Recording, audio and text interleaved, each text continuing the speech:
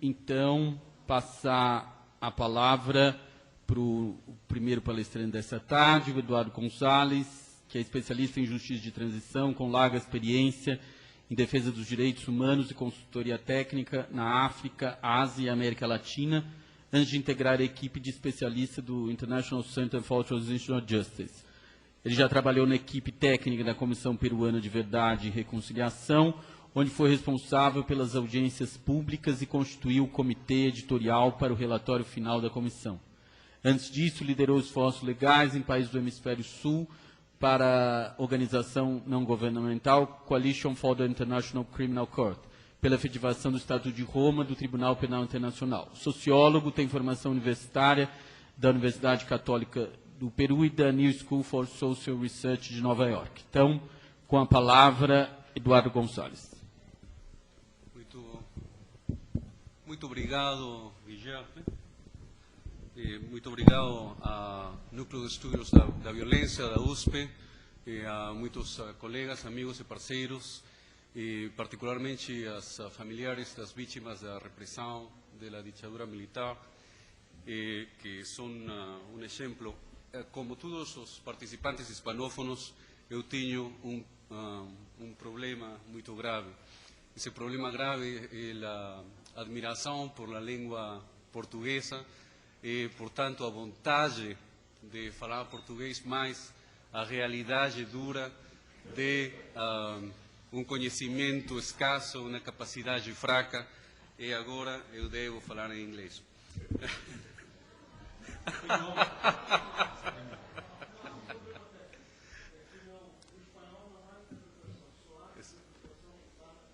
Naturalmente. Agora, pela consideração a nossos colegas que falam somente inglês, vamos fazer este esforço.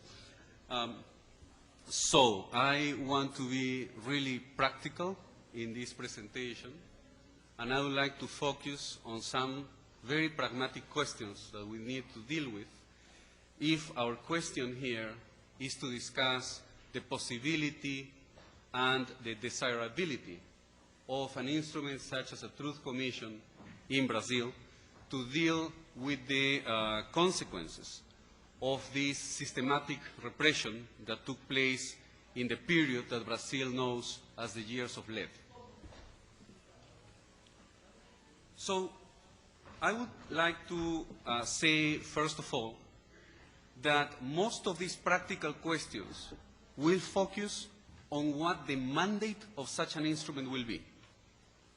The name of the instrument is probably the last question, whether this is a truth commission or an extraordinary commission or a commission of truth, justice, reconciliation, peace, etc. That really is the last question.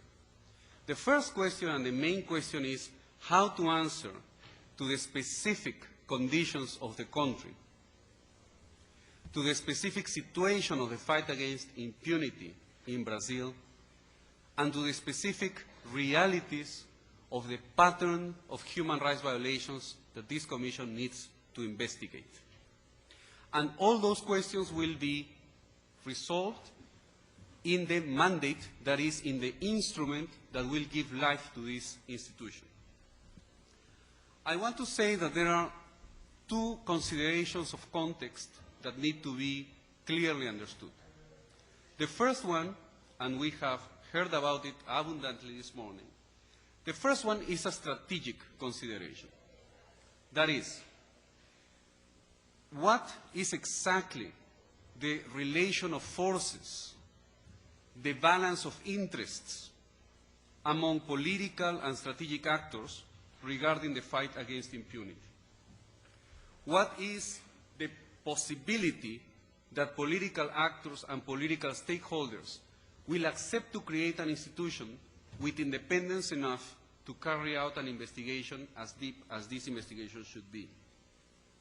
And given the specific situations of a country where the transition was long and controlled, and victims' organizations were marginalized by the political process, given that situation, which cannot be changed just by our will, how do we adapt creatively to that and organize a response to such a situation?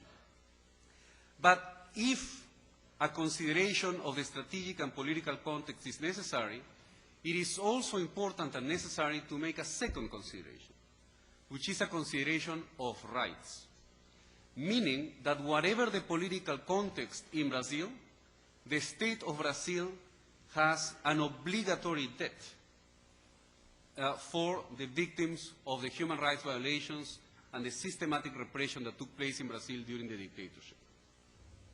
Brazil has freely, as a state, accepted a number of obligations that affirm important and inalienable human rights.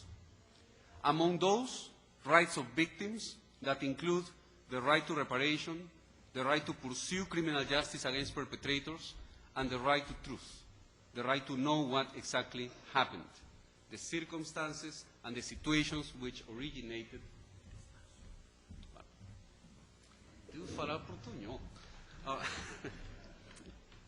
So, I was saying that the second consideration is a legal consideration. That is, independently of whatever the political situation, Brazil has legal obligations as a state. And it has to comply with those legal obligations. There are rights that are universally accepted as minimum rights of victims of human rights violations. And those include the right to know, the right to receive appropriate reparation, and the right to pursue judicial redress for the crimes that were committed. And on top of those rights, the Brazilian state has additionally the duty to implement guarantees of non-recurrence, of non-repetition of these grievous crimes. The right to know, as Glenda Mesarova has reminded us this morning, includes not just the right of the direct relatives of the victims or the victim survivors themselves to know the exact characteristics of the violation they have experienced, particularly, for example, the case of the relatives of those disappeared. They need to know the fate and the whereabouts of their loved ones. But as Glenda reminded us, the right to know also includes a collective dimension. That is, this issue and this right is not just a right of the relatives of a couple hundred families or a few thousand survivors of torture. This is actually a right of all Brazilian society to know the history of the repression it suffered and to know the history of a pattern of violations that were left in impunity and that have carried concrete consequences in the present. Because some of the patterns of violence that Brazil suffers today are the result of some learned experience on the side of perpetrators. If you see around the world societies that have deep problems of impunity, deep problems of weakness of the rule of law, or the incidence of human rights violations, indefectively, in all those cases, you have an ongoing problem of impunity behind. Look at Guatemala and look at El Salvador. Look at the incredible capacity of destabilization of criminal gangs in those Central American countries. And if you scratch below the surface, you find behind the identities of the common criminal bands of today, the same identities of those who carried out the repression during the years of the civil wars in El Salvador and in Guatemala. If you find those situations, you will understand why is it that in countries like Brazil, issues such as torture, social cleansing, and the massive brutality administered with impunity by institutions of the state has a continuity with issues of violence in the past.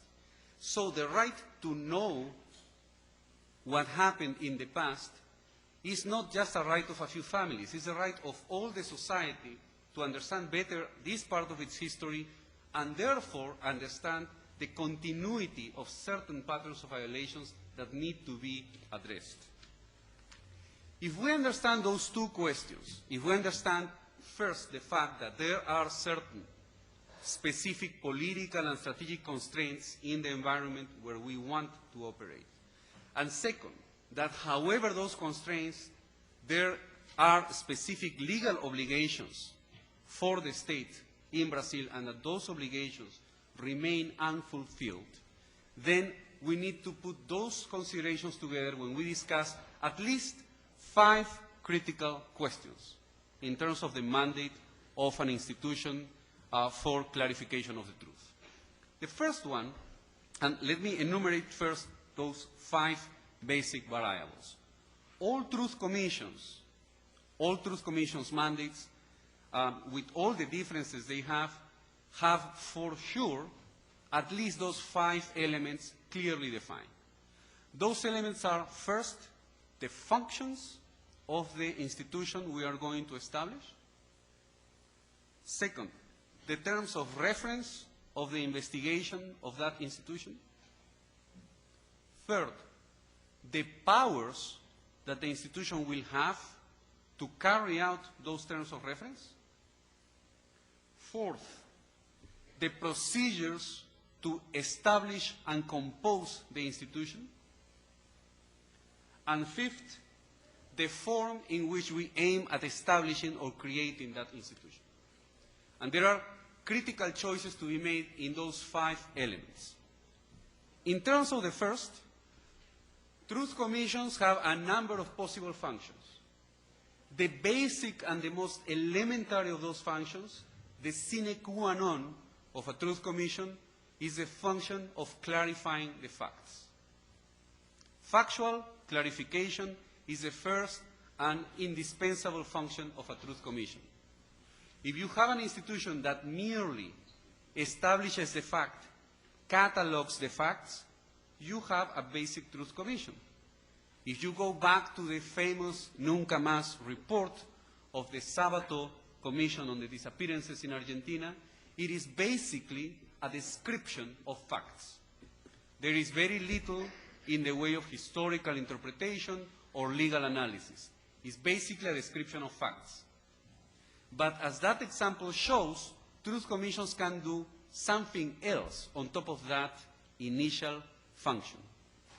Additional functions to the establishment of facts consist precisely on the explanation of facts. That is, a truth commission may add the function of not just factual clarification, but also historical and legal explanation and analysis. A truth commission can also try to respond to the why this happened. What were the political context, the rationalities of the different political actors in this conflict that made this situation possible? And that is another possibility. Some truth commissions, such as the commission in Guatemala, for example, focus particularly on that, on providing a good historical account of the situation. Other commissions have been very strong in the legal analysis of the situation. So the Truth Commission in Chile, for example, was very precise in terms of focusing on the legal dimensions of the facts it had established. On top of those 2 functions, the what happened and the why it happened, commissions can also be explicit that they are going to have the function of giving value and recognition to the experiences of the victims. That is, commissions may decide that they want to have as a specific function the well-being of the victims who come before the commission to give testimony. That means that the Truth Commission will not treat relatives or victims just as sources of information for the first function, but also as human beings in need of recognition. After all, many of these victims, if not most of these victims, have spent decades not being believed, being marginalized, or being pushed aside of the political debate. So it is perfectly legitimate for a Truth Commission to add this particular specific function, a commission that has the function of caring for the recognition and well-being of victims. And finally, another possibility, and right now most truth commissions include this as a function, is the possibility of making policy recommendations. That is, if a commission, particularly, if a commission has taken on the second function of historical explanation, then most probably the commission can work on the basis of its findings in order to present specific proposals for non-recurrence. And those proposals may fall in a number of areas, which may fall on areas such as criminal justice, reparation, institutional reform, etc. So those are the 4 functions that are possible to take on by a truth commission. Of those 4, the only one that is a sine qua non is the first one, factual clarification. Each additional function is not decoration. Each additional function is an additional responsibility. And it will have concrete consequences in the size of the staff you will have, in the profile of professionals you will need in your team, on the kind of profile of the commissioners that will be in charge of this institution, on the resources and the time it will need to carry out a proper investigation. Second question, terms of reference, and this is perhaps the most technical and very concrete part of the definition of a mandate of a truth commission. Meaning, what is the competence of this institution? What is its jurisdiction, so to speak? Though the word jurisdiction needs to be applied loosely here. First of all, what is the material competence of the commission? That is, what are the human rights violations this commission will be focused on? This is the critical question, of course, because depending on how you define the violations, obviously you will write different histories. The Argentinian Truth Commission was focused only on one violation, forced disappearance of persons. As a result, obviously, the investigation of the Argentinian Commission focused exclusively on a violation committed by the state, by the military. And naturally, the report of that Truth Commission focuses only on crimes committed by the state machinery. After the Argentinian Commission, the Chilean Truth Commission in 1990, the so-called RETIC Commission, incorporated the disappearances, but also incorporated arbitrary executions. And as a result of a discussion on the concept of arbitrary executions, it included also people who were killed in general, people who received a violent death by political motives. Therefore, by doing that, by including those 3 forms of situations, disappearance, arbitrary executions, and killings, it had to include actors that were not just the state actors, but also the guerrillas that were fighting against General Pinochet's dictatorship. Naturally, you can say and you can see that there is some level of political intentionality behind the inclusion of the killings of, for example, policemen or soldiers committed by guerrillas during the fight against Pinochet. That is why the question of what crimes to include is a critical question of legal and political consequences. And obviously, it will have not just an impact on the narrative that the Commission will articulate, but also on the reception that the Commission will have in society. That is, the possibility that this Commission will be understood as a really independent and objective Commission. The question here would be, for example, whether a Commission will investigate issues such as kidnappings, which are basically cases that are different from disappearances because kidnappings are usually committed by non-state or anti-state illegal organizations.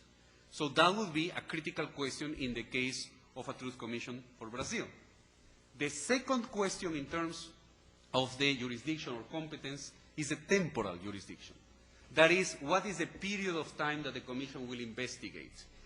Given that in the case of Brazil there is obviously a particular period marked by the Ato Institucional 5, which is the period of the so-called years of lead, Obviously, the very minimum that a Truth Commission in Brazil should focus on are those 5 to 6 years. However, the dictatorship included more than those 5 to 6 years. The dictatorship was a very long one, and moreover, it had a long period of extrication or transition, which took place also under conditions of significant political fluidity and influence of the powers that be, that is the military. So obviously it's different a commission that will investigate 5 years of intense violence or 20 years of the whole authoritarian period. And when do you start measuring that will answer the question of, for example, if the commission will have the powers to investigate the suspicious death of President Jango or not, because that will be the question of what period does the commission have to investigate. A commission in Colombia, for example, that were to study violence from the 80s when the paramilitary group started, would do one thing. A commission in Colombia that starts in 64, when the FARC started, will do another one. And the results of that commission and that commission's narratives will be evidently different.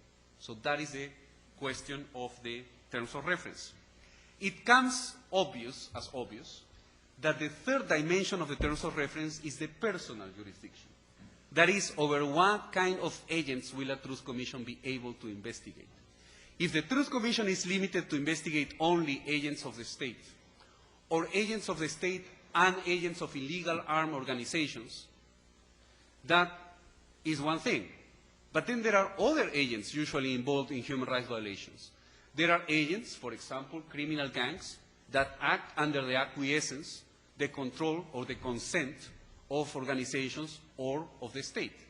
So it would be a question in Brazil whether this institution would be launched with a relatively concrete and limited focus on the personal identity of the perpetrators, or whether it will have a more expansive mandate. And finally, the terms of reference need to include a concrete territorial dimension. That is this a commission that will investigate only facts that took place within the borders of the state of Brazil? That is what every Truth Commission has done so far.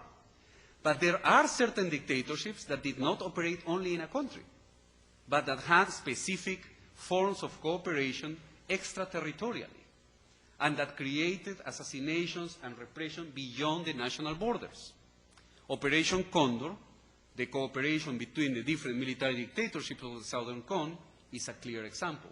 Therefore, in the case of Brazil, this is a question that will not be evident to respond.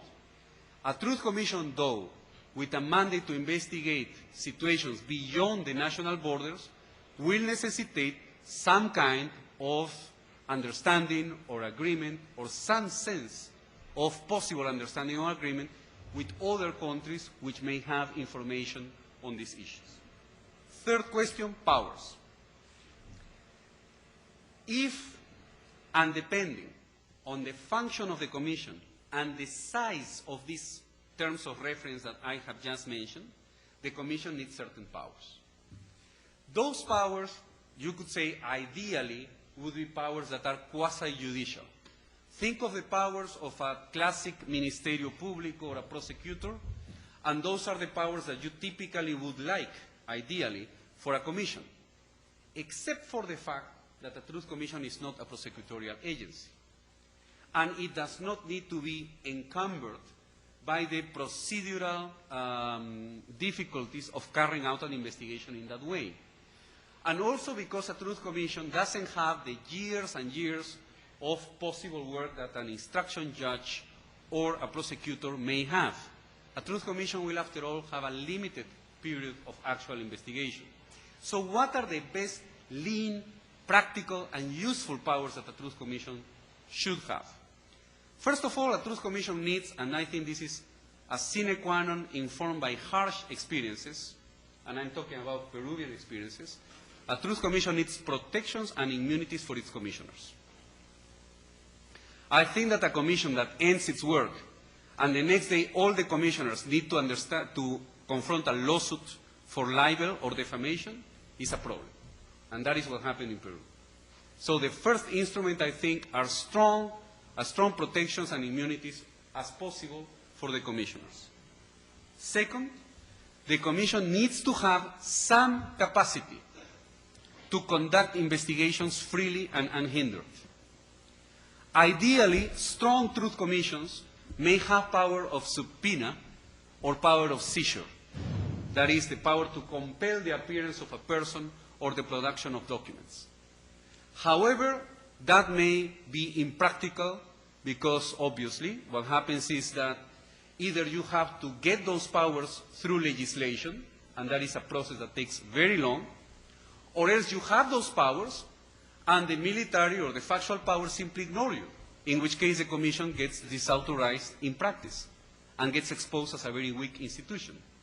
So the commission needs to, or the drafters of a commission need to think very carefully on whether it is practical to give the fight to get those strong powers of investigation, or whether shorter powers, that is classical powers of request of information, may be more practical depending on the capacity of the commissioners to obtain information in other ways. The commission may also have the power to offer certain incentives for cooperation. There are commissions, notably South Africa, that went all the way in terms of incentives by offering complete immunity from prosecution for information. South Africa was the only commission that did that. But the question remains whether, in some cases, commissions may facilitate some kind of relation with prosecutorial authorities in order to apply the existing legislation on cooperation with authorities. So that is an additional question. There is, I think, another important, this may sound obvious, but I think it's a very important power, which is publicity. That is, even though it may sound obvious, the fact is that some truth commissions were not given the power to publish directly their findings and recommendations. And as a result, they submitted the reports directly to the President of the Republic or some other state institution, after which the reports were forever buried in the state apparatus. So it would be positive for a truth commission to be in control of its own publicity. That is the possibility to carry out public hearings of public testimony, the possibility of publishing directly its final report and giving the report to the concrete agencies. Let me just say two things and I will finish. Composition, because I think this is particularly important. Truth commissions are extraordinary instruments. A truth commission is not a national ombudsman or a prosecutor or a judge. It's a moral authority above all. And its powers sometimes derive precisely from this moral capacity to be seen by all, or by most at least, as impartial and authoritative. So the composition of a truth commission is essential. You may have an excellent commission in paper that ends up breaking up because the commissioners hate each other. And that has happened in Canada last year. They created a truth commission, the commissioners hated each other, the commission was dissolved, and they had to reinstall the commission yesterday. Actually yesterday, this week. So, and the question is sometimes, do you want to be very democratic with the creation of a commission? Well, there are two great options. One is a completely consultative, completely democratic process, but we should have a commission that is totally representative, with women, men, ages, ethnic groups, regions of the country, etc. Another one is a commission exclusively on the basis of merit, that is a small commission named by a few members of the state. There has to be certain balance.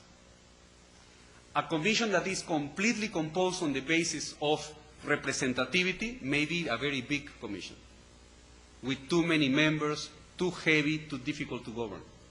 A commission that is very small, just named on the basis of merit, will reflect the notions of merit of the person who created the commission. But it will be very difficult for that commission to have legitimacy from day one. So there needs to be a certain balance between criteria of merit and authority and criteria of representation. And finally, and I promise I finish here, I close my book. Finally, there is a critical strategic question. How do you establish it? Commissions have been established typically either by legislation or by presidential decree. The Canadian Truth Commission is a third element, was created on the basis of a judicial decision. All those have pros and cons. One critical question in the case of Brazil would be management of political timing. That is it possible to do it through the typical long legislative process, or is it possible to do it through presidential decree, with the concrete consequences that will have in the capacity to give the Commission a strong mandate? But these are practical questions that we can discuss in the question and answer period. Thank you, Jean-Laurent.